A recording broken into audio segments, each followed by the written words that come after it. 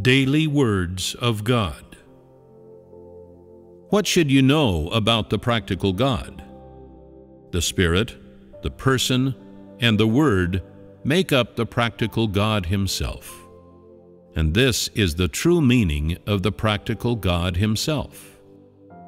If you only know the person, if you know His habits and personality, but do not know the work of the Spirit, or what the Spirit does in the flesh, and only pay attention to the Spirit and the Word, and only pray before the Spirit, unknowing of the work of God's Spirit in the practical God, then this yet proves that you do not know the practical God.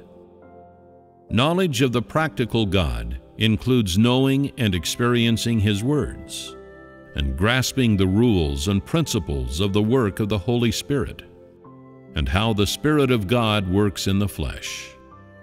So, too, does it include knowing that every action of God in the flesh is governed by the Spirit, and that the words He speaks are the direct expression of the Spirit.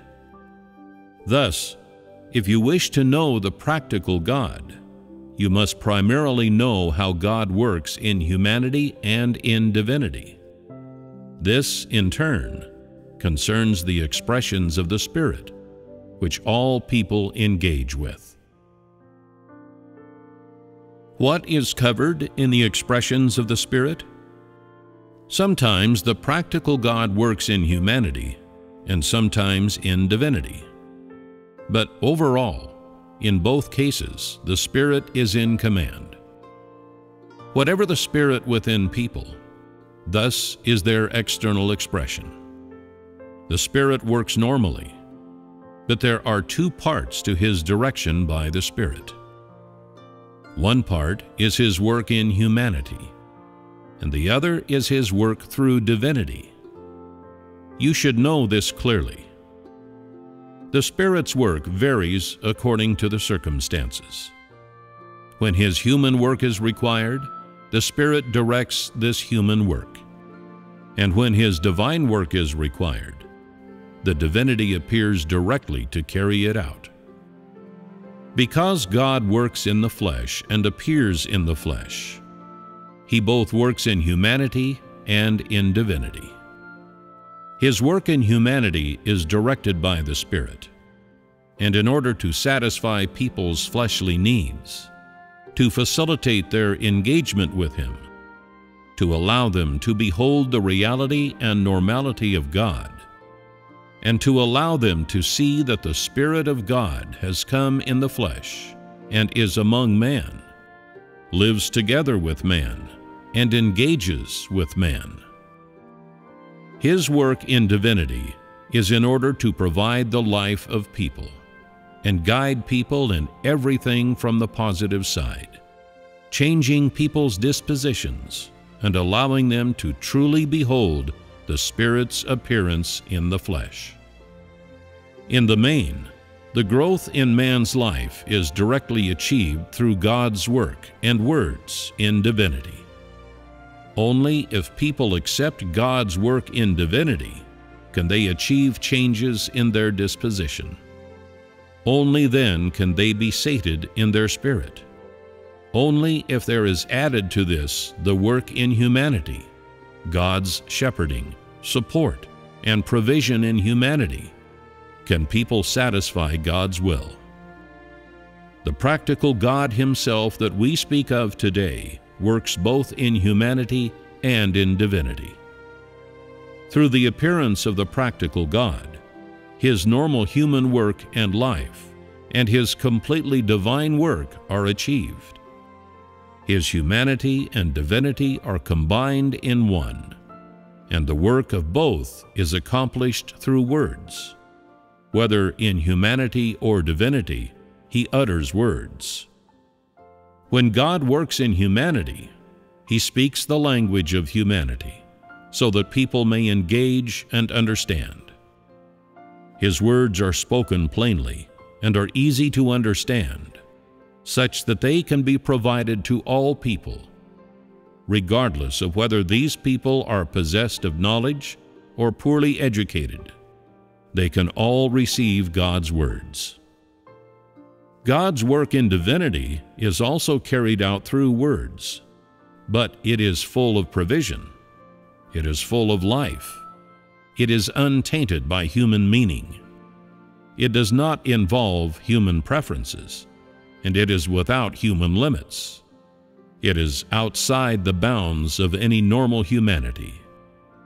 It, too, is carried out in the flesh, but it is the direct expression of the Spirit. If people only accept God's work in humanity, then they will confine themselves to a certain scope, and so will require perennial dealing, pruning, and discipline in order for there to be a slight change in them. Without the work or presence of the Holy Spirit, though, they will always resort to their old ways. It is only through the work of divinity that these maladies and deficiencies can be rectified. Only then can people be made complete. Instead of sustained dealing and pruning, what is required is positive provision, using words to make up for all shortcomings, using words to reveal people's every state, using words to direct their lives, their every utterance, their every action, to lay bare their intentions and motivations. This is the real work of the practical God. And thus, in your attitude to the practical God, you should both submit before His humanity, recognizing and acknowledging Him, and furthermore, you should also accept and obey the divine work and words. God's appearance in the flesh means that all of the work and words of the Spirit of God are done through His normal humanity and through His incarnate flesh. In other words, God's Spirit both directs His human work and carries out the work of divinity in the flesh. And in God incarnate, you can see both God's work in humanity and completely divine work. This is the real significance of the practical God's appearance in the flesh. If you can see this clearly, you will be able to connect all of the different parts of God and will cease to place too much of a premium on His work in divinity and to be too dismissive of His work in humanity, and you will not go to extremes nor take any detours. Overall, the meaning of the practical God is that the work of His humanity and of His divinity, as directed by the Spirit, is expressed through His flesh, so that people can see that He is vivid and lifelike, and real and actual. The Spirit of God's work in humanity has transitional phases. By making humanity perfect, He enables His humanity to receive the direction of the Spirit, after which His humanity is able to provide and shepherd the churches. This is one expression of God's normal work. Thus, if you can see clearly the principles of God's work in humanity, then you will be unlikely to have conceptions about God's work in humanity. Regardless of anything else, the Spirit of God cannot be wrong. He is right and without error. He would not do anything incorrectly. Divine work is the direct expression of the will of God, without the interference of humanity. It does not undergo perfection, but comes directly from the Spirit. And yet, that He can work in divinity is because of His normal humanity. It is not in the least bit supernatural and appears to be carried out by a normal person. God came from heaven to earth primarily in order to express the words of God through the flesh, to complete the work of the Spirit of God using the flesh.